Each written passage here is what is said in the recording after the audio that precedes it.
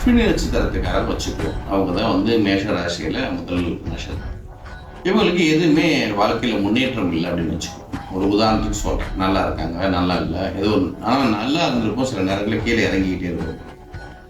அவங்களுக்கு உண்டான நட்சத்திர அதிபதி அப்படின்னு சொல்லி ஒரு விஷயத்தை எடுத்துக்குவோம். அப்படின்னு அதுக்குண்டான மரம் இருக்கு. மரம்னா நட்சத்திர மரம், சரிங்களா?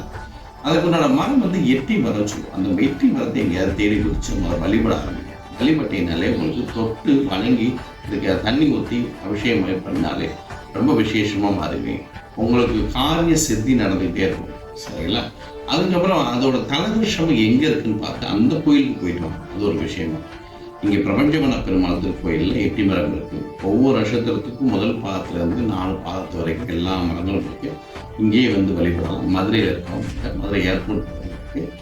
இந்த பிரபஞ்ச மண்டபத்தில் 108 நட்சத்திரத்துக்கும் மரங்கள் இருக்கு, விஷயம் இருக்கு. நீங்களே வந்து வழிபடலாம். விவரங்களுக்கு தேவையான வாட்ஸ்அப் பண்ணி தெரிவிக்கலாம். நல்லது.